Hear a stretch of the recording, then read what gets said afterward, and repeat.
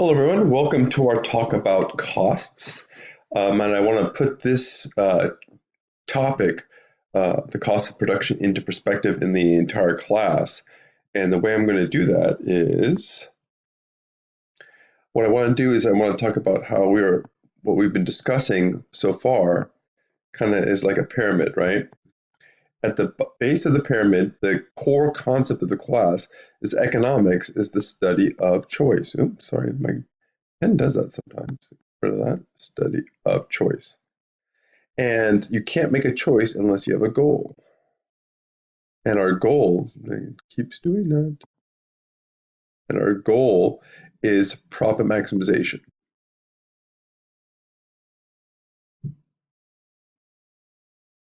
And we talked about economic systems, because that's the environment in which you make your choices.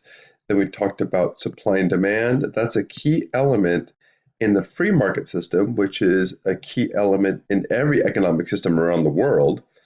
And then we talked about elasticity,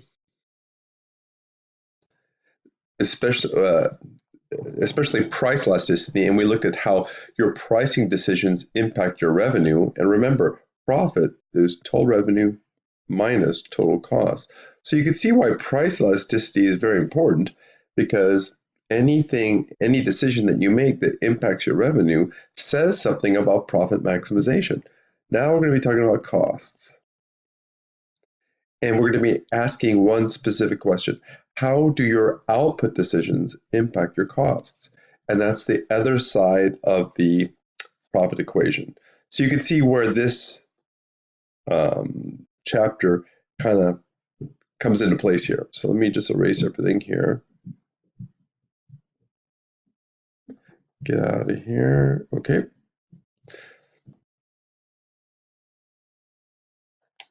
I got to advance the slide here.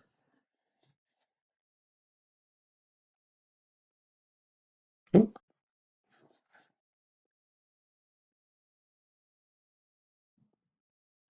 Oh, hold on. Let me fix. Okay, I think I fixed everything here. So, well, in order to talk about costs, we have to talk about what's the number one thing that generates costs.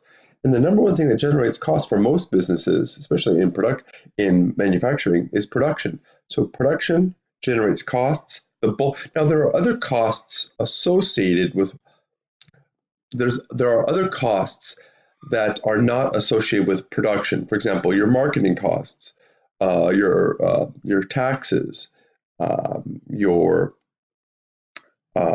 some administrative expenses, but the bulk of costs are generated by production. And so what we're going to be looking at is we're going to be looking at how costs are affected by using factors of production, and we're going to be looking at these costs over the short run. Now, what we can do is we can look at costs in one of two categories. There are short run costs and long run costs. Now and we're going to be discussing the difference between those two shortly. Now, the purpose of the production function, all it does is show you what you can produce, how much you can produce, given a limited amount of resources. And so let's take a look at this. Most of you are familiar with the saying, too many chefs spoil the soup.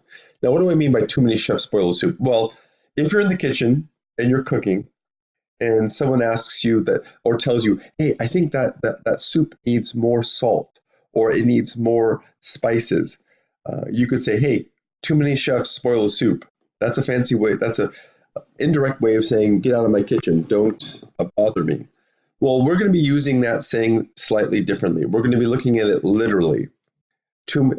Chefs producing soup. So in this example, we're going to be looking at a production function.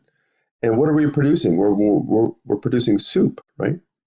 And this labor, that's the chefs. And the capital, let's say this is the stoves we need to produce soup. So you need a combination of factor inputs to produce anything. In other words, you need a combination, in this case, of labor and capital. So if you don't have any workers and you don't have any stoves, you don't have any soup. Well, if you hire a worker, one worker, and you still don't have any stoves, you still don't have any soup. Or if you buy a stove and you don't have any workers, you still don't have any soup. In order to get soup, you need some positive amount of labor and some positive amount of capital. Let me clean this up a little bit. So let's say you hire your first worker, right? And you buy your first stove. You could produce 15 bowls of soup. So that says something about how productive your worker is. You hire a worker and you get 15 bowls of soup. Now let's say you hire a second worker, a second chef. Well, output goes to 34. Now my question to you is, what contribution did the second chef make to output? Now some people would say 34, but that would be incorrect because the 34 is total output based upon the labor of the first chef and the second chef. If you want to answer the question, what contribution did the second chef make? You've got to take total output, which is 34, and subtract out the output that the first worker contributed. And you can see you have 19. So this is what the second worker contributed. So in other words, that's this worker's MPP, marginal physical product. We're going to be talking about that in a second. And that's simply total, the change in total output over the change in input, in this case, labor. Now, when we hire the third worker, output goes from 34 to 44. And so the third worker's contribution is 10. And we go from 3 workers to 4 workers. It goes from 44 to 48. And the fourth worker, that worker's contribution is 4. And you can see as we keep hiring workers, their contribution falls. The fifth worker's contribution is only 2.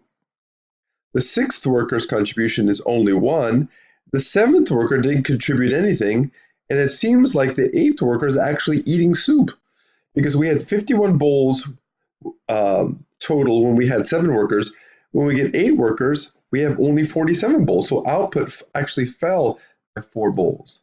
Now what we're going to do is we're going to explain why productivity or MPP is falling as we hire more workers.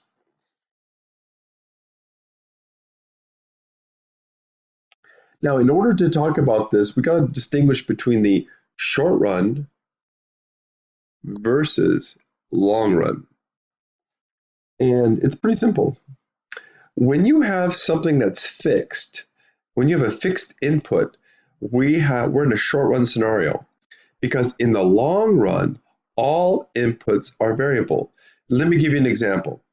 Let's say, I don't know, you are working in a pizza parlor and the owner calls you up and says, you need to double pizza production tonight. What factors of production could you change in order to double pizza production? Well, there are some factors of production like, I don't know, labor. Maybe you could call up some workers who have the night off. In other words, you could increase labor even though you have to produce increased output by tonight. In other words, you have a short period of time to do that. Well, one thing you can't change is capital, physical capital. For example, you don't have enough time to buy another big pizza oven or increase the size of your pizza parlor.